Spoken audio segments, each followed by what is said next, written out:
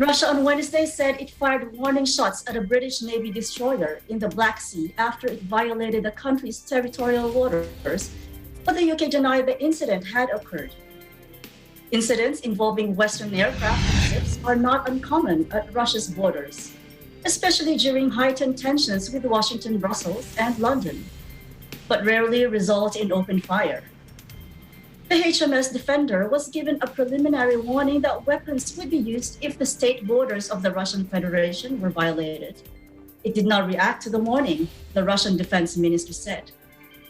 The ministry added that a border patrol ship fired warning shots, and an Su-24 aircraft dropped 4 bombs along the destroyer's path.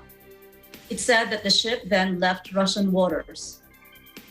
But the UK Defense Ministry swiftly denied that the incident had happened. No warning shots have been fired at HMS Defender. The Royal Navy ship is conducting innocent passage through Ukrainian territorial waters in accordance with international law, the ministry had said. London said it believed Russia was undertaking a gunnery exercise and had provided prior warning of its activity. The Defense Ministry then released a statement denouncing the dangerous actions of HMS Defender, describing the incident as a gross violation of the UN Convention and calling on London to conduct an investigation. Meanwhile, Foreign Ministry spokeswoman Maria Zakharova said that Britain's ambassador to Russia would be summoned over this incident. Earlier on Wednesday, President Vladimir Putin said Russia was concerned about the NATO's buildup near Russian borders. Addressing an international security conference in Moscow, Putin said the alliance refuses to constructively consider our proposals to de-escalate tensions and reduce the risk of unpredictable incidents. Now, after 16 years of leading Germany's Europe's top economic power and being the longest EU-serving leader, the 66-year-old German Chancellor Angela Merkel is retiring from politics this year. Despite some criticism on her position on some issues faced by the region throughout the years, she was praised and paid homage for her remarkable qualities and experience during her political leadership by many EU leaders during what is expected to be her last EU summit. The EU Commissioner Ursula von der Leyen said that Merkel was infinitely valued and praised her power to unite. The Dutch Prime Minister Mark Rutte commended her enormous authority, which he says brings reasons and decency to politics. Even one of the candidates in this September's general election, Annalena Baerbock, said that many Germans were thankful for her longtime leadership, which allowed her to hold Europe together in crisis situations. During what is presumably her last major speech to Parliament, Merkel outlined a packed agenda for the EU summit. She covered topics such as fighting the coronavirus pandemic, facing up to provocations from Russia, and chasing an elusive deal on migration. She did not say a word on her own legacy. As Merkel takes her last bow, Germany will vote for her successor in the general elections coming up in September 2021. Time for a break now. Please come back for more ENI UK and Europe edition.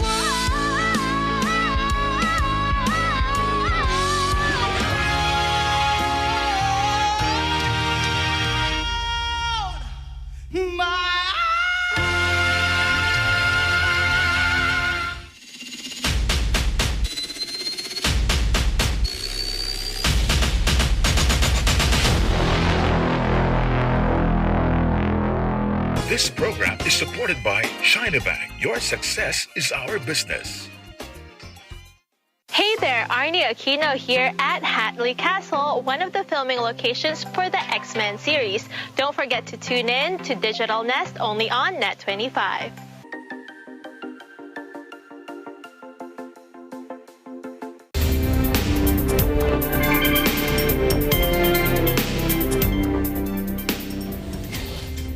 Welcome back to E&I UK and Europe edition. I'm Love and Season. Interesting stories now in the UK this week. British conductor Simon Rattle, who will conduct Wagner's Tristan and Isolde at the Aix-en-Provence Opera Festival. With us today to give us more details is Arian Celestino. Hi, Arian. Hi, Lovan. And yes, Simon Rattle, music director of the London Symphony Orchestra, considers it a miracle they are headed to France for their first international shows since the pandemic, though Brexit still poses a long-term threat. The logistics of moving nearly 100 musicians and all their instruments for a 4-week residency at the Aix-en-Provence Festival in southern France were tricky at the best of times. In the middle of a pandemic, with ever-changing rules on foreign travel and quarantines, they became more complex. Rattle describes the X Festival as one of the boldest and bravest of any of the summer festivals, and more. Let's listen in. And I think the Aix Festival, who have been one of the boldest and bravest of any of the summer festivals, were tearing out what remained of their hair in the last weeks. So for us, it's a complete miracle to be going to such an extraordinary festival, which I know well, which the orchestra knows well also, and playing an opera like Wagner's Tristan and Isolde is now almost beyond pipe dreams. So as everything else in this time, it's much more emotional even than it was.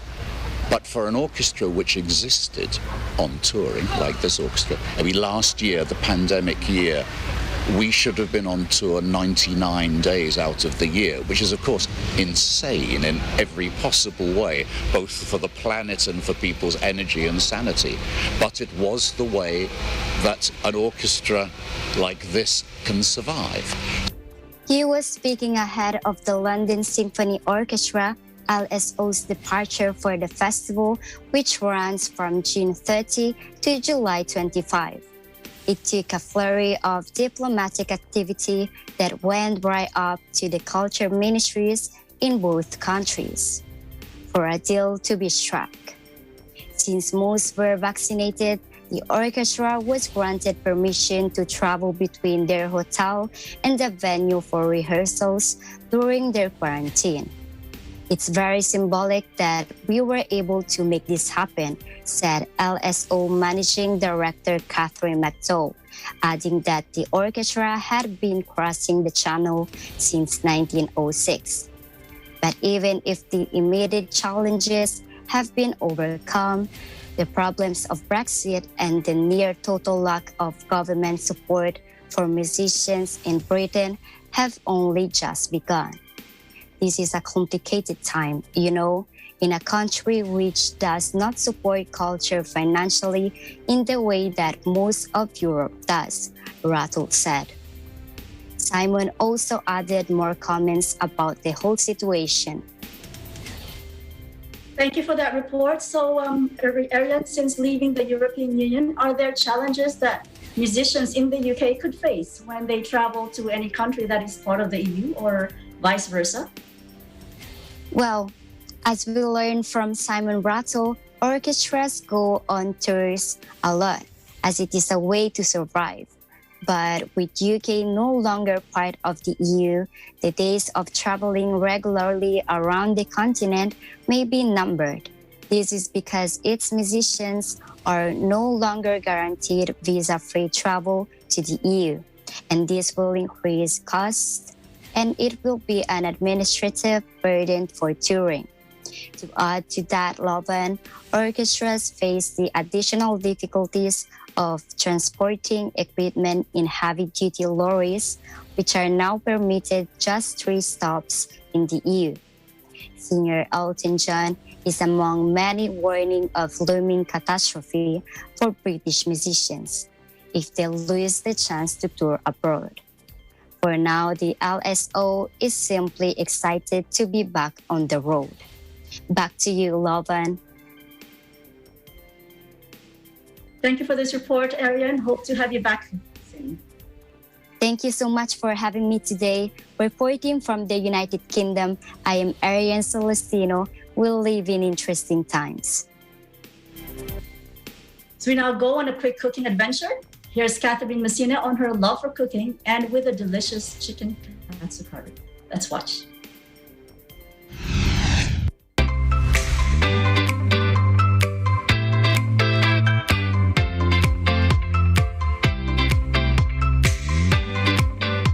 Today we'll be cooking up a storm with our chicken katsu curry. Let's get started.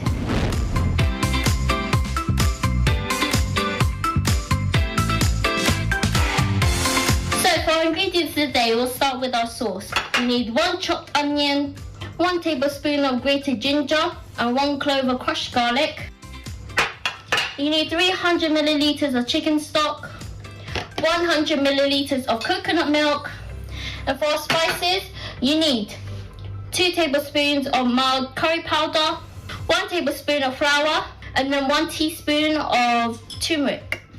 You need 2 chicken breasts, flour, an egg, and you can either use golden breadcrumbs or panko breadcrumbs, but today I'll be using golden breadcrumbs. Let's now prepare the sauce. So to start off, you want to add a bit of oil into your pot and turn your stove onto low-medium heat. Then you just want to add all of your vegetables in and soften them.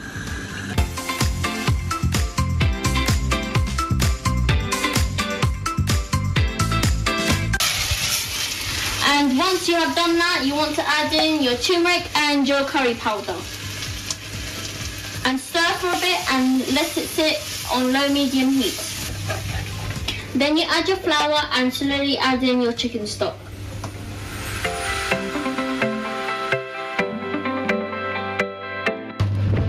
Now we add in our coconut milk. Now we add in a pinch of salt, pinch of sugar, and a dash of soy sauce. Now that we have finished our sauce, let's prepare our chicken. First, take your chicken breast and cut it in half. Then you'll need to take a rolling pin and flatten it. Now we'll crack an egg into a bowl and whisk it up, and then we can start our process of battering the chicken.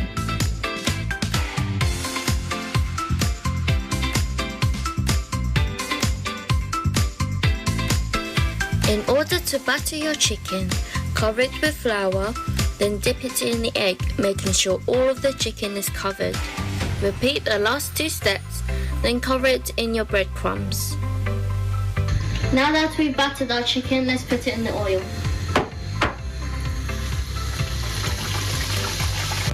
Fry until golden brown, then cut it into bite-sized pieces.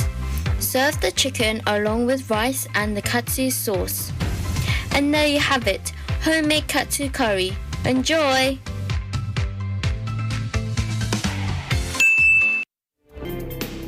Thank you for this report, Catherine. Now time for a break. Please come back for more ENI, UK, and Europe.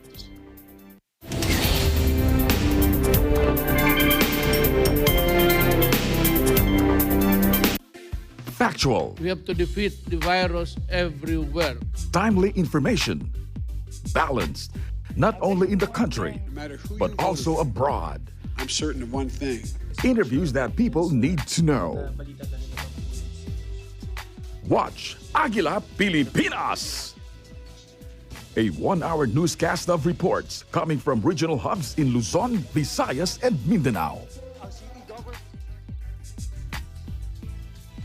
Know the important updates in Asia in ASEAN in Focus.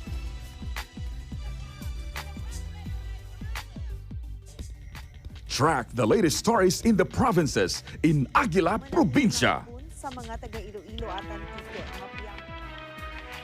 Tune into Mata ng Aguila, the evening primetime news program of Net25. Balanced and objective, Mata ng Aguila covers national and international issues, tackles news on business, health, science and technology, entertainment, sports and human interest features, and current events. And Eagle News International On delivers the tonight's latest headlines. global reports, impartial, accessible, and up-to-date. It brings to fore EBC's rich international scope and access to valuable information streams. Well, thank you to thank our help outdoor. Catch these programs on Net25. You can also watch our news programs through eaglenews.ph and Eagle News Facebook page and YouTube channel.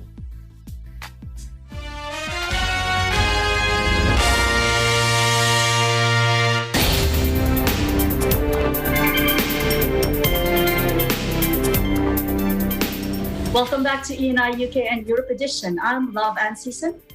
More interesting stories from around Europe this week. Germany Chancellor Angela Merkel urges Europe to remain cautious as the Delta variant continues its course and as travel and events intensify in the region. With us today on this topic is Francis Manalili. Hello, Francis. Hello, Lavan. The new number of new corona infections in Germany is continually decreasing. In fact, Germany is loosening up restrictions, preparing for the summer holidays. And even after a slow start, Germany's vaccination rollout has strongly accelerated in recent weeks. As of Tuesday, 51.2% of the population have received their first dose. But despite of the improving circumstances, health officials urge us to remain vigilant, since the highly contagious Delta variant is spreading locally. According to the country's disease control agency, the Delta variant makes up about 15% of new cases. Medical associations are now calling to increase the pace of vaccinations. It was pointed out that the age group under 60 are particularly exposed to an increased risk, as they may haven't received their vaccination yet, or for some only the first vaccination. In connection to this, German Chancellor Angela Merkel also expressed her concern about the Delta variant and the lack of coordination on pandemic travel rules among EU member states. The statement came ahead of the EU summit earlier this week. Merkel voiced her desire for EU-wide quarantine rules for people arriving from areas where the Delta variant has been classified as extensive. Back to you, Lavan. So what could have caused Angela Merkel to suggest stricter quarantine rules across the EU? Angela Merkel cited Portugal as an example.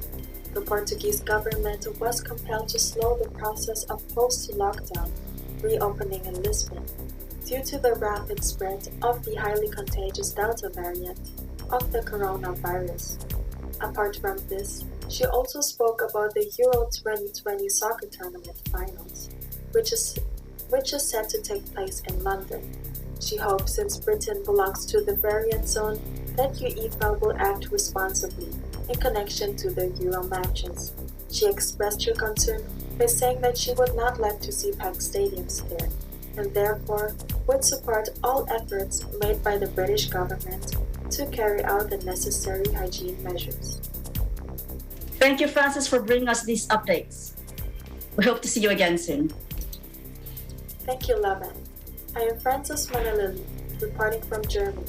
We live in interesting times. Now, Switzerland has many mountain lake views and activities for everyone to enjoy.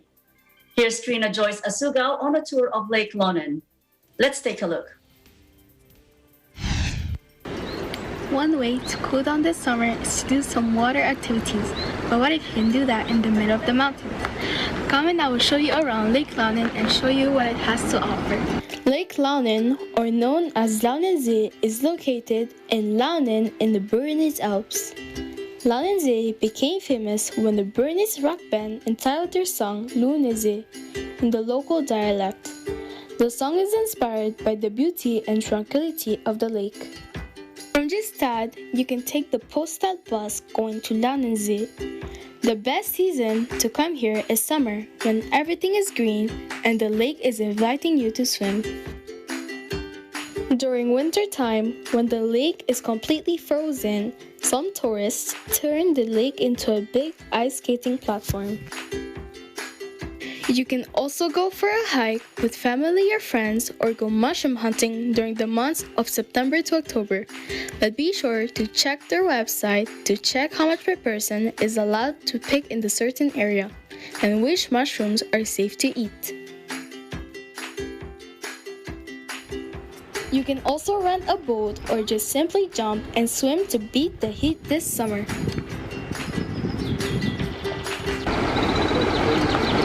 Take a break and come visit this place. I'm Trina Josisuga from EBC Switzerland. We live in interesting times.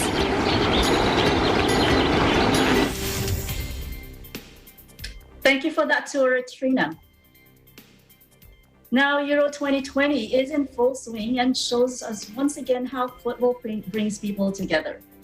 To show us how the French are enjoying the Euro 2020, we have a report from Dana Theya. Let's watch. The European Football Championship is a football competition that happens every 4 years in Europe. The reigning champion from the last European competition in 2016 is the Portuguese national football team. Today, in 2021, the Euro 2020, which could not be held last year due to COVID-19 pandemic, is now happening. 24 national teams from all over Europe qualified to have the right to fight for the title this year. Here in France, football has an important place in the hearts of French people.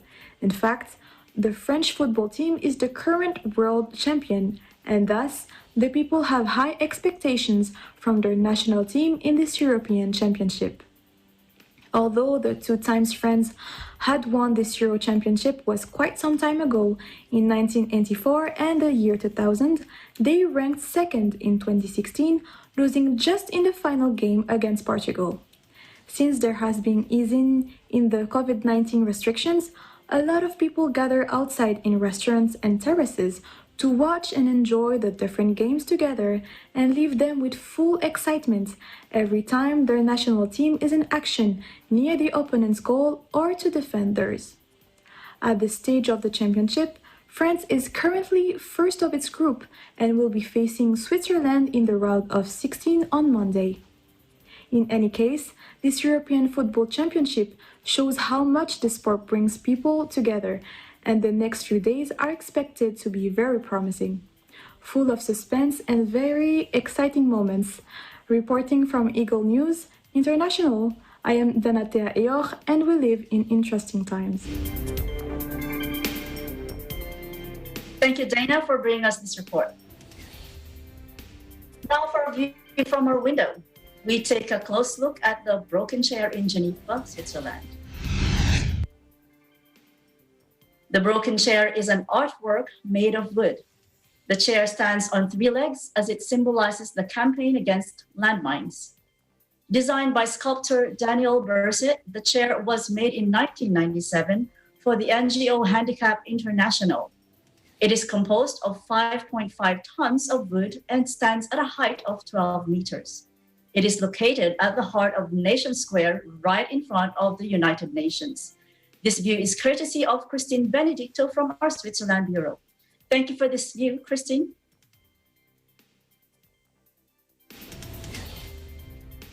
That's it for today's program. Stay safe and keep positive as we bring you more stories next week from the United Kingdom and Europe.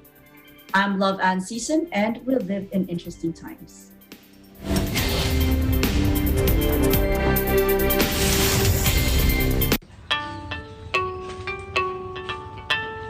Ngayon, panahon ng pandemya, kailangan nating ingatan ang ating sarili sa lumalaganap na COVID-19 infection. Kaya maibabahagi ako sa inyo na makakatulong upang pataasin ang ating immune system.